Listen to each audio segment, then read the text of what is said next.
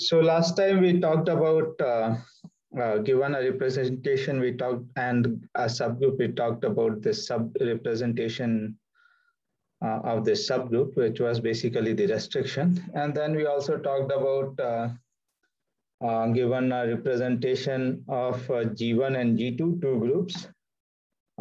We talked about how to get a representation of G1 cross G2. Yeah. And we saw that for irreducible representation, they are all given by, tensor product of irreducible representation of G1 and irreducible representation of G2. Yeah. So, you can compute the character and so on. So it's easy to understand the representation of product of groups if you know the representation of each individual groups. Yeah. So today we'll talk about induced representation. So I'll begin by definition. So it's a convoluted kind of definition because the existence is not very clear, but a priori. But once we do that, then it will. I'll give you another way of thinking about it. Yeah. So if G is a so if rho is a representation of G, where G is some group, and the underlying vector space is V, and let H be a subgroup of G, and let W. So now we can think of V as a H representation as well. Yeah, by just restricting the action to the subgroup, restricting to the subgroup H. Yeah, so H also acts on V.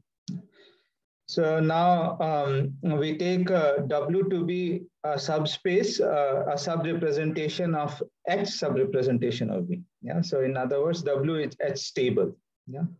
So in symbols, you can say that rho of maybe this G is superfluous. Our notation is rho. Yeah.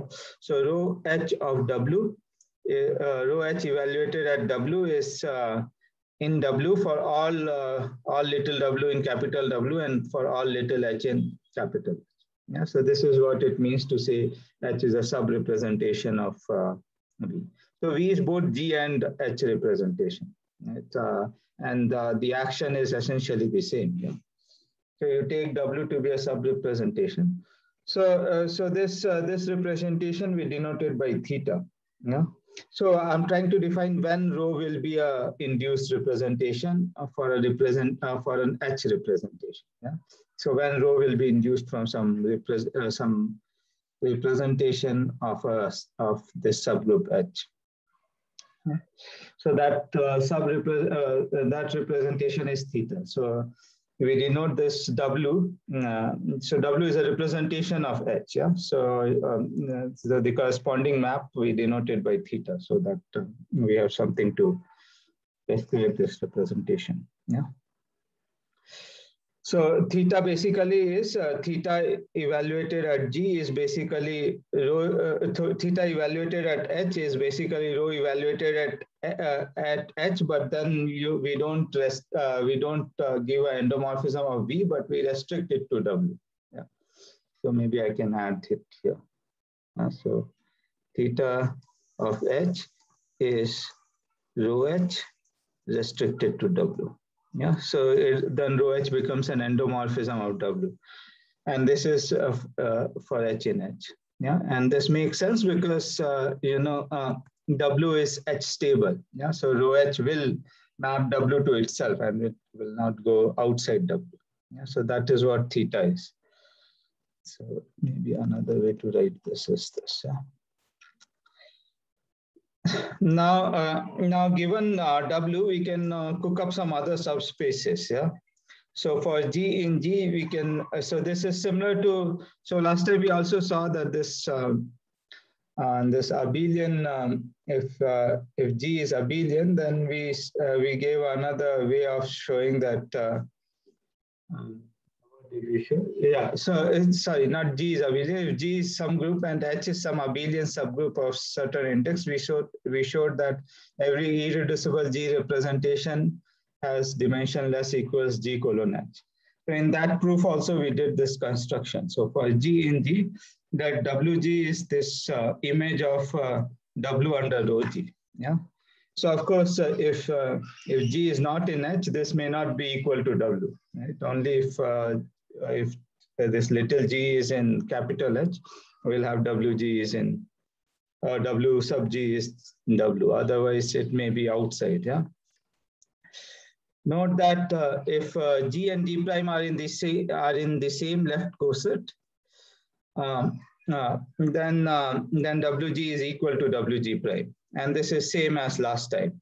And hence we will get we can define not just WG but W sub G bar, where G bar is the is a coset. Yeah, G mod H is a left coset.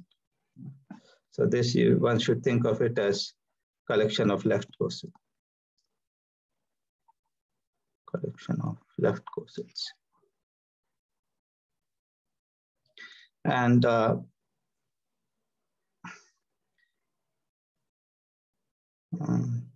somehow it's not writing anymore. Collection of left cosets. Yeah. So G mod H is a collection of left cosets, and we can define W sub. So given an element, given a left coset G bar, we can define WG bar to be WG, where G is some representative, some representative of G bar. Yeah, where GH equals G bar. Okay. So another notation for left coset is GH. Yeah. So I don't want to write GH everywhere, otherwise the notation might be more complicated.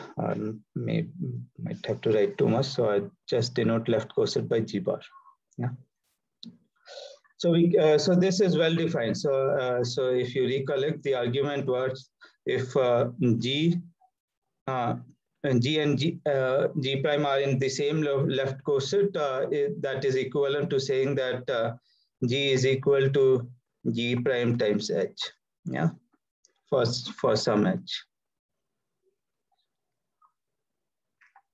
H in H. And this implies rho G is equal to rho G prime times rho H. And rho H, which implies rho G, the image of rho G under W is same as rho G prime of W, since rho H of W is W. Yeah, because W is invariant under is H stable. Yeah. So that tells you that this WG bar is well defined. Yeah. So it only all these WG, they all agree if the elements of G are in the same left coset. So then we will say that rho or this V is induced from theta or W if V is so V contains these subspaces. So we can ask whether V is a direct sum of these subspaces or not. Yeah. So if V happens to be the internal direct sum of these subspaces, then we say that rho is induced from theta. And then the notation is V is equal to int GHW. Yeah. So if V is induced from this representation W, then we write V is in GHW. Okay. So let me just expand what this means, this last line. Yeah. So what it means is that this WG bar is if you take its intersection with the other WG bars, so maybe let's say WG prime bars, G prime bars in G mod H, and maybe G prime bar not equal to G, G prime bar not equal to G bar, then this has to be 0. Yeah, this is what one of the conditions for direct sum is. That means these are so for all G bar in G mod H. Yeah. So for all G bar in G mod H, this should be true, and then these are essentially disjoint, yeah, essentially disjoint pieces. So the intersection is just 0 pieces of V, and the second piece is that they should generate V, yeah. So secondly, WG bar, these subspaces generate, yeah. So these two together is equivalent to saying that V is. So this is definition of what direct sum is. Yeah.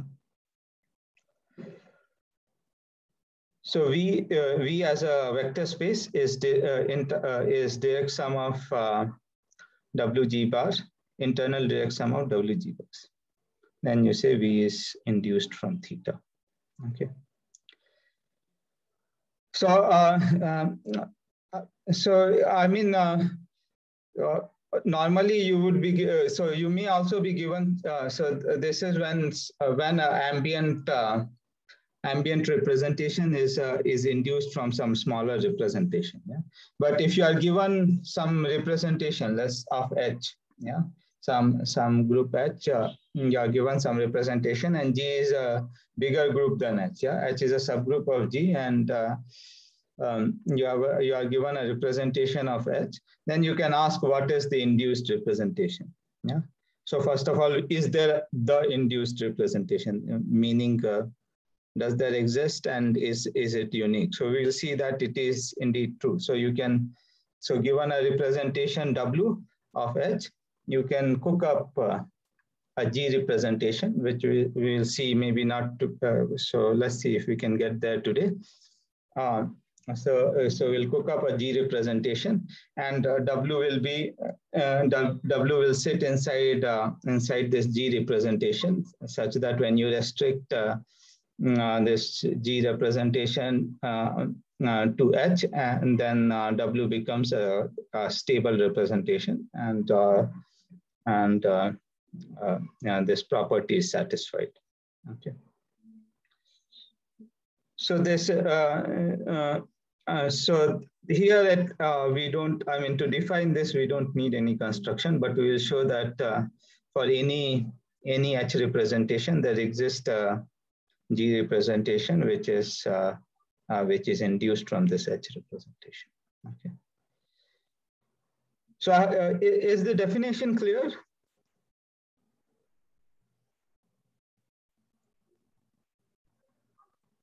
So I hope the definition makes sense. Yeah. So we'll see some example. So it may seem to you that I mean, all the representation we will get from induced H representation will only capture information about the group H, but that is far from true. Yeah. I mean, so for example, let's just see the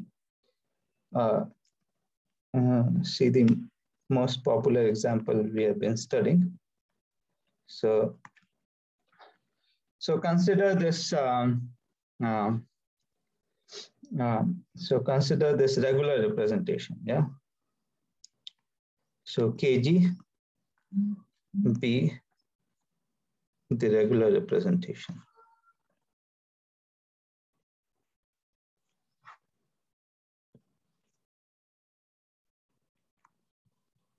Yeah.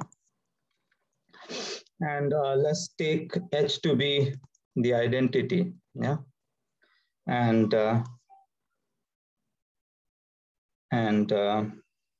W to be the subspace KE, yeah. So KE sits in KG, yeah.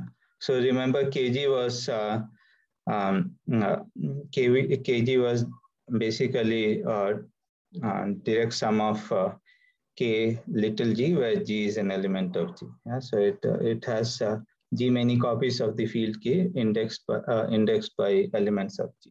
Yeah, capital size of G many copies of field K indexed by elements of G. Yeah. So then, of course, what is so then it is clear, right? So if you look at WG. So G bar is same. So G mod H is just G, yeah, because H is identity. So WG is precisely kg, yeah, because that is how. So you have to look at where does G sends ke, yeah, but G will send ke to G dot e, yeah, k times G dot e, which is kg. So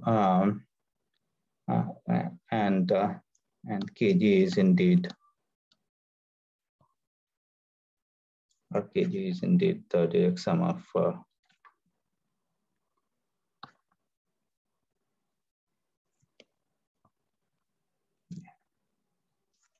hence kg is this regular representation is induced from the one-dimensional representation of H, which is since H is a trivial group, is used from H representation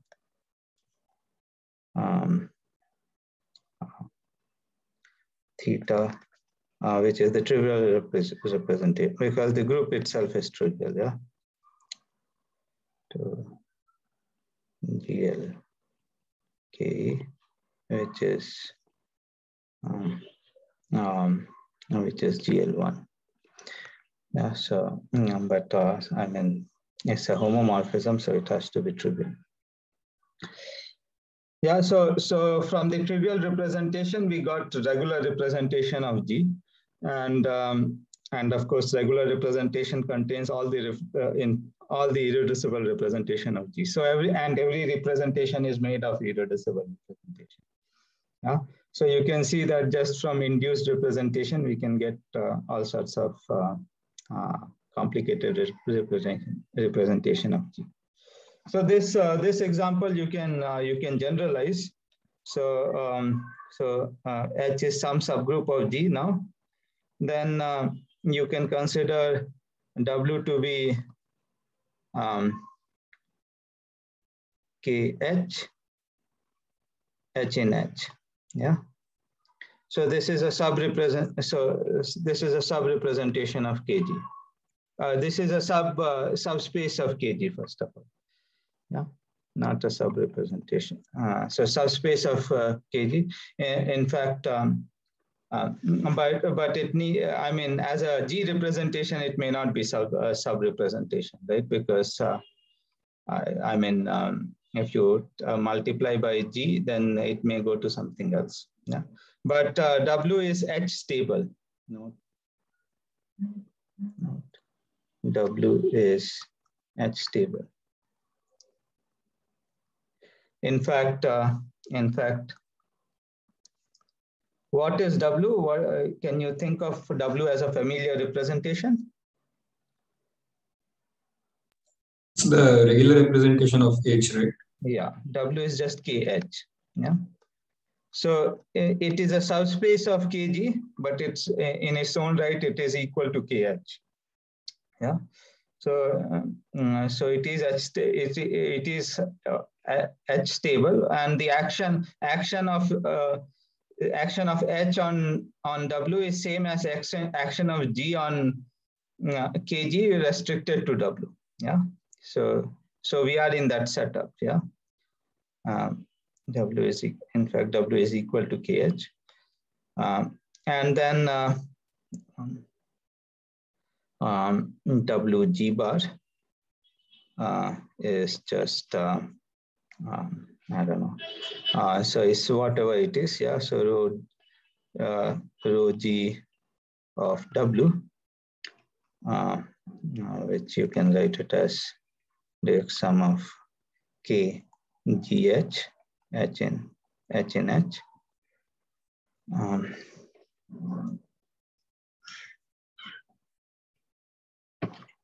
Where G in G is such that G bar equals GH. Yeah.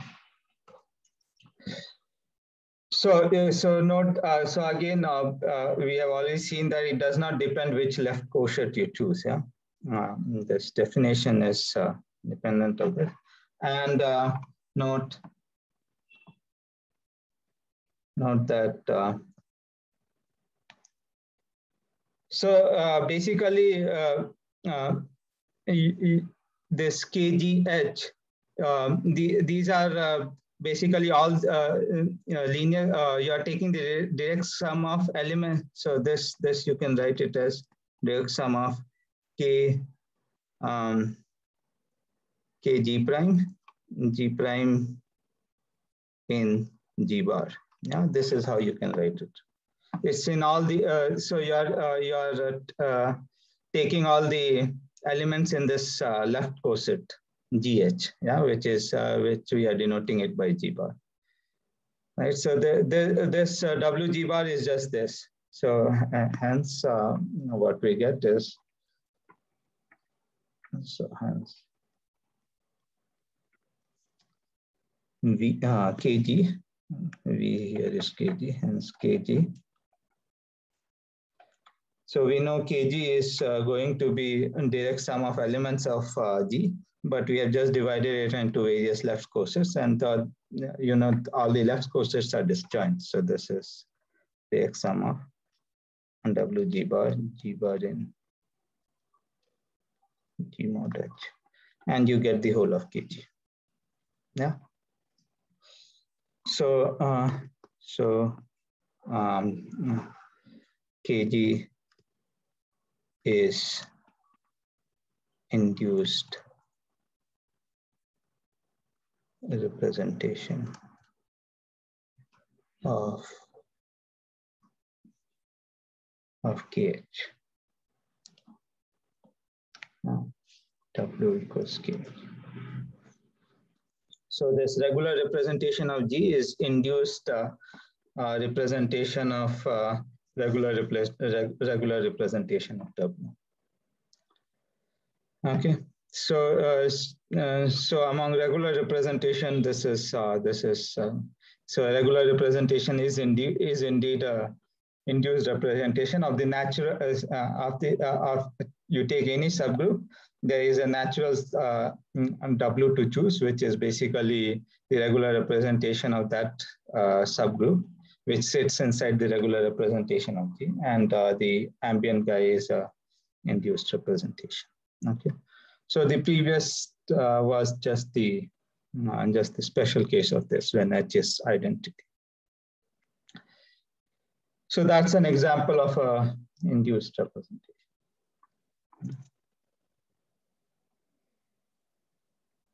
So this is sort of so what G does is it sort of permutes these WGs, yeah, and this is how one can construct one of the representations. So maybe I'll come to that later.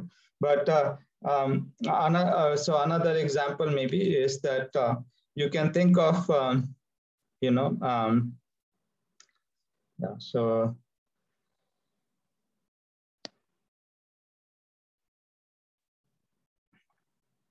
So if you are given, so now suppose H is subgroup of G, and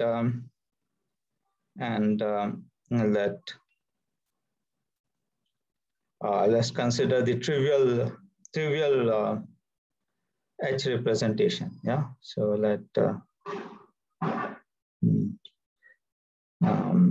W be the trivial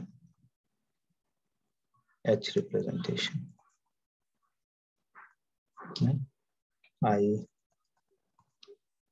W is just one dimensional, yeah. So W equals K, and H acts trivially on W, yeah? And H dot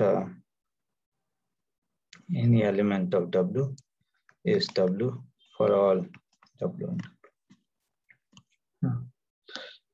So yeah, so so now I want to cook up a induced representation. Yeah. So actually, I should do it in this funny way. Yeah, so I should get a G representation such that W is going to be some subset of this. So this is not the right way to do it. Yeah, so that is consistent with that definition. Yeah, so maybe yeah, so you can think of it this way and cooking up V, but I'll do so I'll just cook up V first of all, the induced representation independently, and show that it is an induced representation of a trivial representation. Yeah? So the induced representation is going to be, okay. So first thing you have to observe is what is the dimension of. So maybe this observation I should have made. Yeah. So what is the dimension of V with relation to W? So note dimension of V. Yeah. Index of H times the dimension of your W. Yeah. So in dimension of V, who is this? Shabas. Shabas, yeah. So you can see this is so there are I mean each WG are of the same dimension, yeah, because rho G's are all invertible, and there are G colon so there are G colon H number of WGs whose direct sum you have to take to get V. Yeah, so that tells you that dimension of V is same as G colon H times the dimension of W. And each of these WG is isomorphic to W as a vector space. Okay.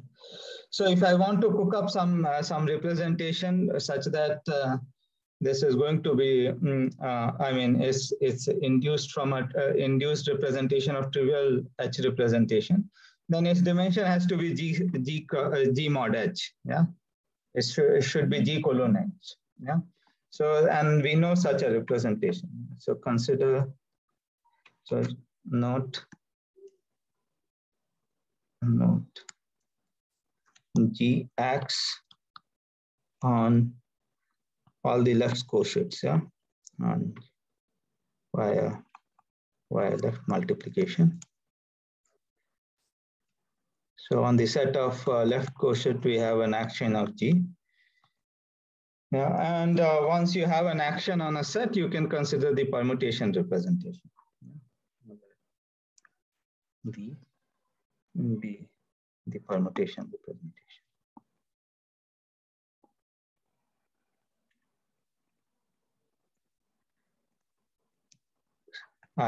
So what is V? V is just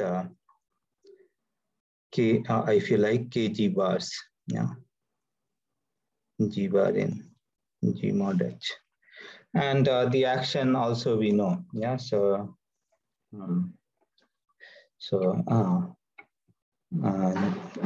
G dot, I don't know. So, summation AI GI bar is summation AI G.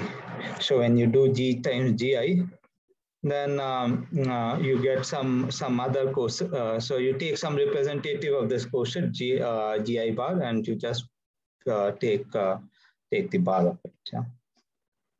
So you get a quotient, and that is the action. That is how this permutation representation was defined. Yeah. So V is a permutation representation. Dimension of V is precisely and maybe yeah. So now you consider so there is one particular quotient which is H itself. Yeah. So maybe E bar denote let E bar denote the quotient H. Then this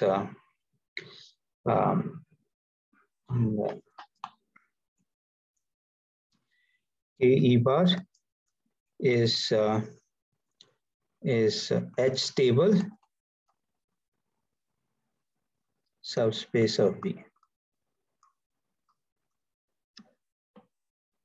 Yeah.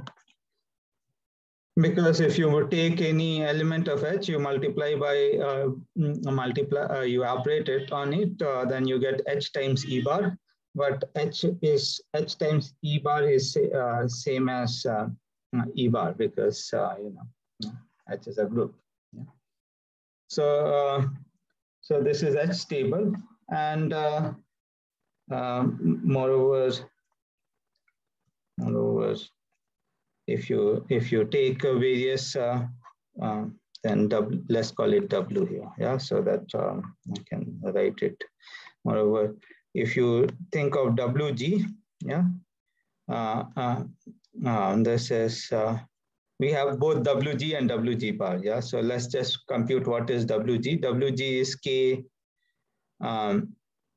GE bar, yeah, which is of course KG bar, which is WG, which is same as WG bar, no matter which representative you take in this left coset G bar. Yeah. So what you get is so maybe this part is not needed. Yeah. So what you get is WG is, yeah. So maybe this is okay. WG bar is by definition KG bar. Yeah. And of course V is indeed direct sum of WG bar, which is KG bar. Yeah. G bar in G mod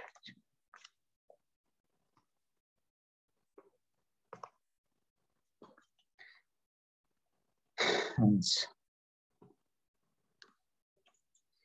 Hence V is induced from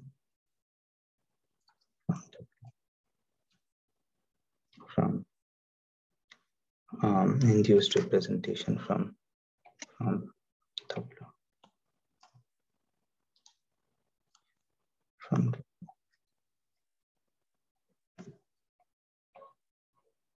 Okay, that's frozen again.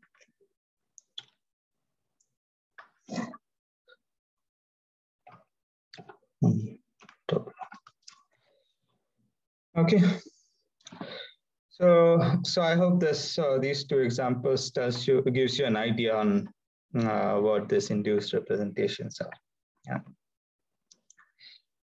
And this is how more or less we will construct. So if you are given a W representation, we'll just take a H representation W, then what we'll do is take G colon H copies of W and somehow give the action of G on this. So we'll come to it, but let's just see some properties of induced representation before getting to existence and uniqueness of this construction of induced representation.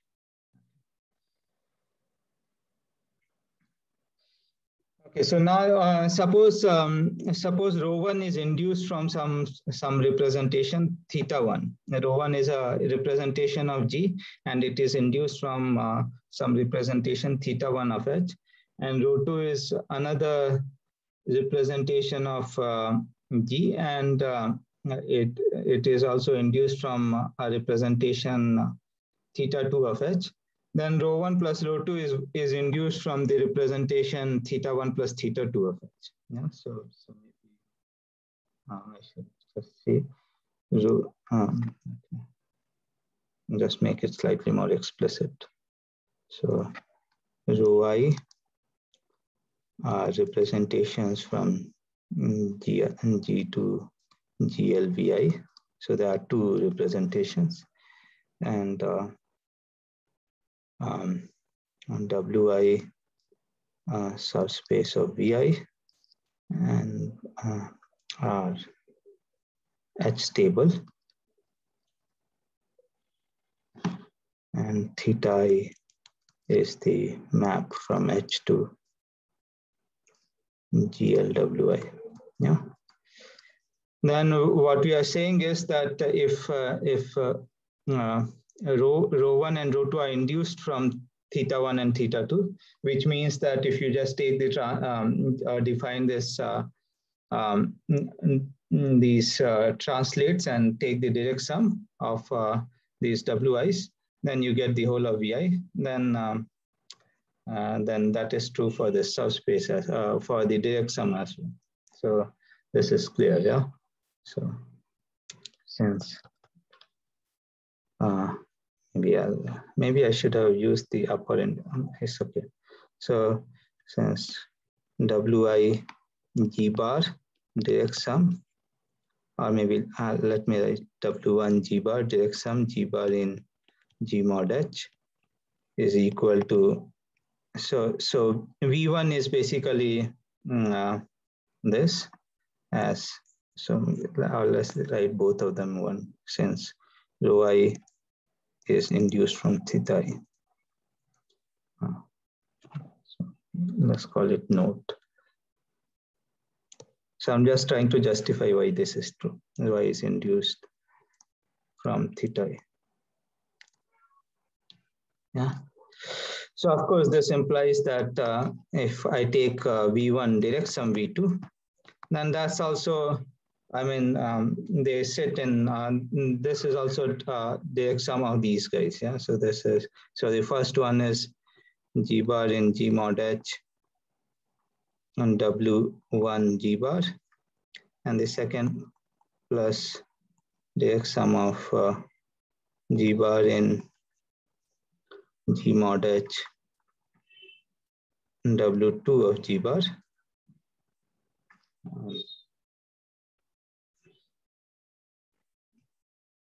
Yeah, but I mean, theta1 plus theta2 is same as W1 plus W2. Yeah, so this is same as direct sum of W1 plus W2. So I'll use this notation G bar. Yeah, so which means it's the image of so W1 G bar is basically rho G applied to W1. Yeah, and W2 G bar is basically rho G applied to W2. Yeah, this is written here. Yeah, W sub G is W sub G bar is rho G applied to W. Yeah, it's independent of the choice of left post substituting. Yeah. So that tells you that W, yeah, so maybe I'll just write it here. H, since W1 direct sum W2 G bar is just W1 G bar, because this is, so left hand side is rho G applied to W1 plus W2, right hand side is rho G applied to W1 plus rho G applied to W2. But rho G is a linear map, yeah, so it behaves well, with direct sum. Direct sum W2 G bar.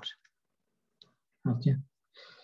And and this outside identity tells you that V1 plus V2 or rho 1 plus rho 2, whichever is induced. And so maybe since I've used this, so I've got introduced this notation, I'll put int H G W1 plus W2. Okay. So rho 1 plus rho 2 is indeed induced from theta1 plus theta2. If rho 1 is induced from theta1 and rho 2 is induced from theta2. So that's another way of writing. So you can say that if V1 is in the GHW1 and V2 is in GHW2, then V1 plus V2 is in GHW1 plus W2. Yeah, notational. Okay, so it behaves well with respect to induced. Yeah. So here the only thing we are using is that, so the only thing we are using is that rho G of W1 direct sum W2 is same as rho G of W1 direct sum rho G of W2. That's the only piece of linear algebra which is being used. Okay. Now, suppose V is some induced, V is induced by some W. Yeah, V is some representation induced by a representation W of H. Yeah, so maybe. So we are in the same setup. So maybe I'll not write it. Yeah, V is a G representation. W is a subspace of V, and is stable under the subgroup H. So now consider W1 as the sub-representation of W. So since W is a H representation, the only way you can think of it is it's an H sub-representation. Yeah. But let me just emphasize this so that since there are too many groups floating around.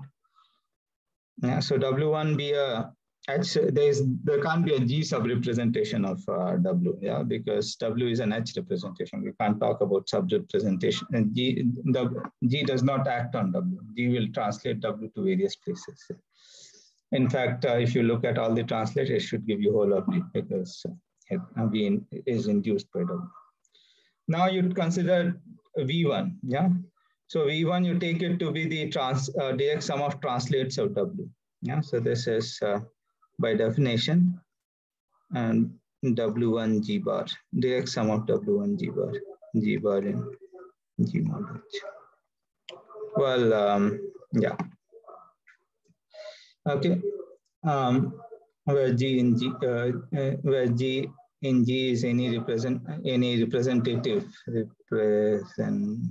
not representation, but representative of G bar in G mod H. Yeah. So you take some representative of the left quotient and you apply this. Yeah. So you get this V1, then V1 is a sub-representation. Then of course V1 is a sub-representation of V, because you know W1 is a subspace, and W1 G bar is also a subspace, and it is an internal direct sum because W1 G bar will lie in W G bar. Yeah, and W G bar and W1 G bar are linearly disjoint. Yeah, subspaces. So you get this collection W1 G bar for various G bars in G mod H are linearly disjoint. Yeah, so they're subspaces. So each of these W1 G lies in this linearly disjoint collection. So these subspaces are also linearly disjoint. So the internal direct sum makes sense, and you'll get some subspace which is V1. And this is a sub-representation. So here maybe it's better to write it as a G. It is a G sub-representation, right? Because if you take so the action of G makes sense on V1 because we have added all the elements of G here. Yeah? So V1 is a G sub-representation of W. So we have added all the translate, and V1 is induced by W1. Yeah? So this is clear, right? I mean, we have written it down why V1 is direct sum of W1 G. Yeah. So maybe I'll just say since W1 G bar is contained in W G bar and W G bar intersection. So we know that this happens, W G bar intersection direct sum of W G prime bar G prime in G mod H, G prime bar in G mod H, G prime bar not equal to G bar is 0 implies the same for W1s, yeah, because I mean the direct sum of the other guys will lie inside this, and W1 will lie inside the other part. Yeah, so this implies W1 G bar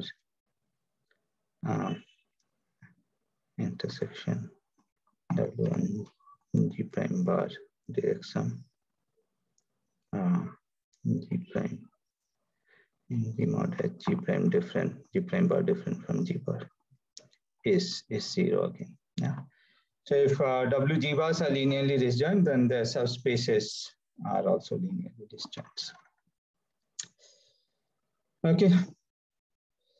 So, so if you take a, so if you have a, so what it means is that if V is in the GHW, and if you take a sub-representation of W, and then it translates the smaller in some. So this is the smallest sub-representation of G in V containing W. Yeah, because that is W1. Because that is how you will do it. You'll have to do all the translates. Yeah, and W1 is a sub-representation. Then and GHW1. So one way to think of it is a sub-representation of V. Yeah, or you look at all the translates, and that is a sub-representation of V. Okay, makes sense, guys? Any questions?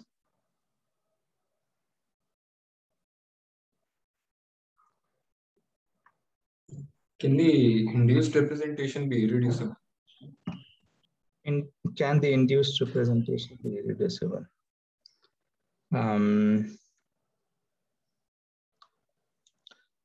Yeah, so let me think. I mean, if the inclusion is non-trivial, I suppose, yeah. So that I am.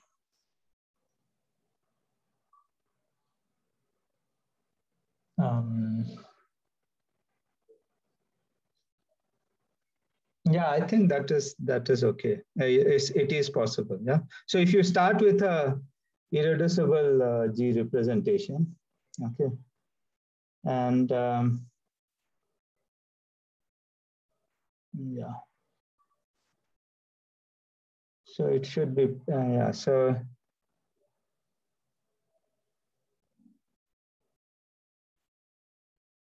yeah, so I mean, you want me to give some non-trivial example, right? A trivial example. So maybe you start with this representation of irreducible representation of S3. Yeah, two-dimensional irreducible representation of S3.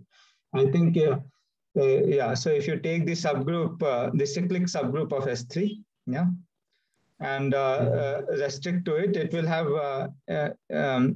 have two. It will this irreducible representation will split into two guys. Yeah, two sub-representation. Yeah. And if you take any one of them, I think both will be so this irreducible representation will be induced representation from one of them.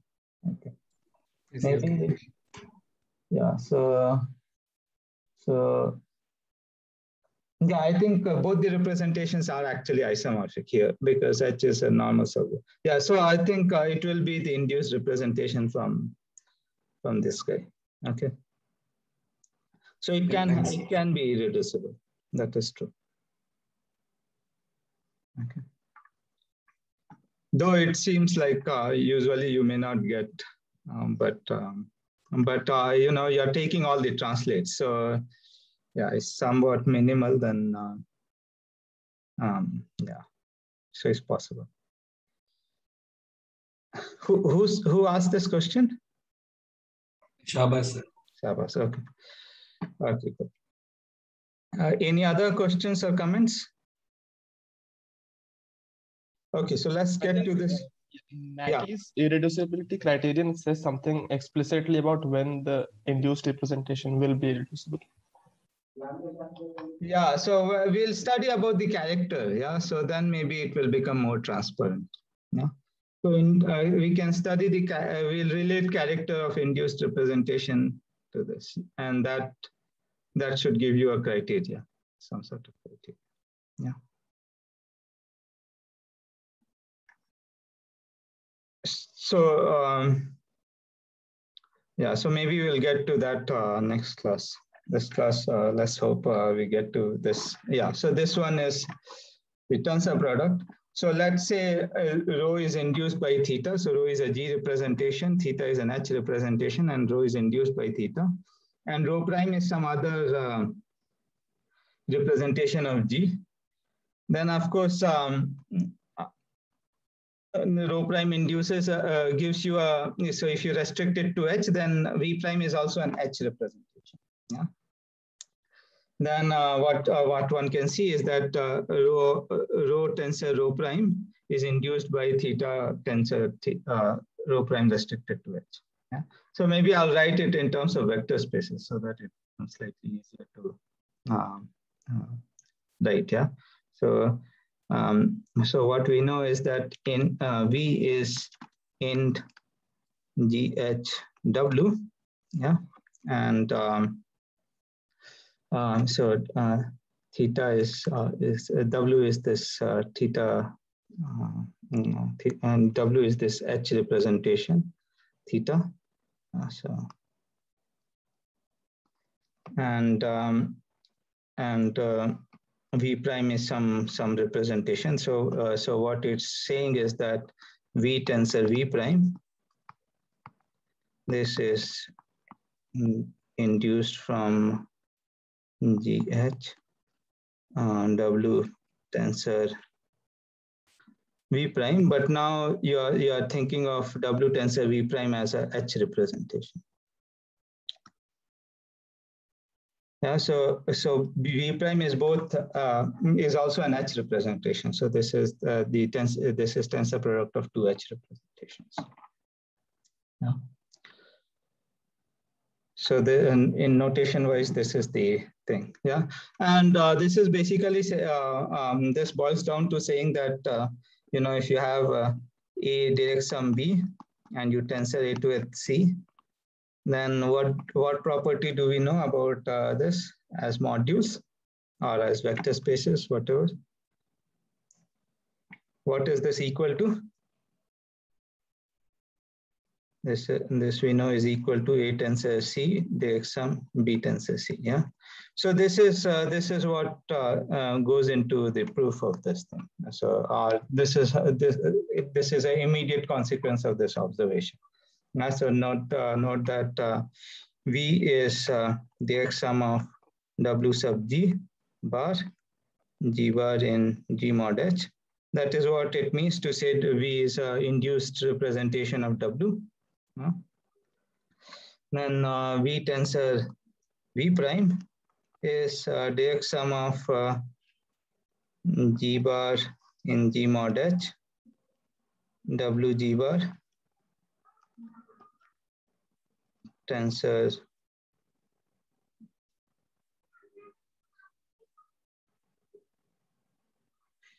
stuck again.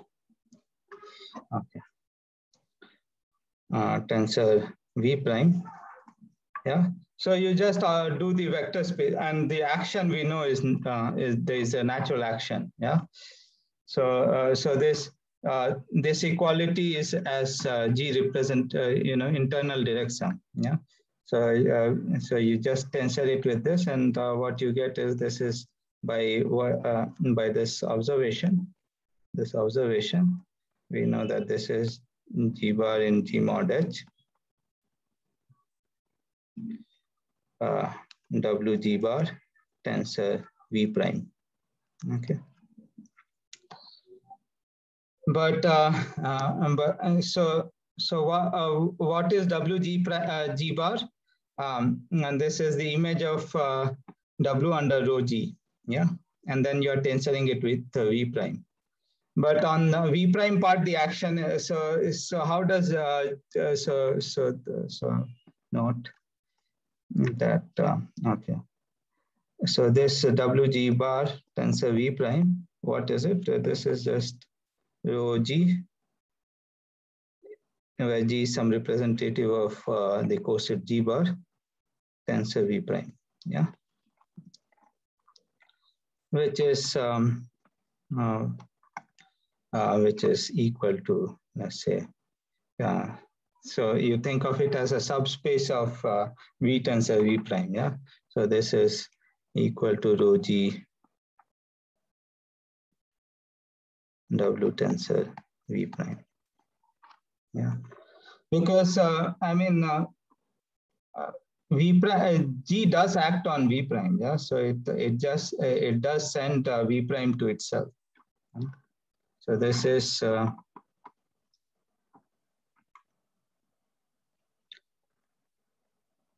V prime G. Okay. So so V prime is also a G representation. So this makes sense, and this is equal. So this is equal to W tensor V prime. So it's yeah. So this is basically by definition, yeah. And W. So this equality is what I'm trying to assert. That rho G evaluated W tensor V prime is same as rho G W tensor V prime. Yeah, because this action is G dot W tensor G dot V prime. Yeah, this is what this action here directly is. But G dot V prime is, but this guy is just V prime. Yeah. This guy is just V prime. So that's why you get this equality. Okay. So that completes our proof. Hence, the tensor V prime is int GH W tensor V prime. Yeah, so stuck. So we see that the if you tensor induced representation by some other representation, you still get other G representation. You get you can think of it as an induced representation of the H stable guy W tensor V prime. Yeah, the other representation. So I hope this is also clear. Yeah.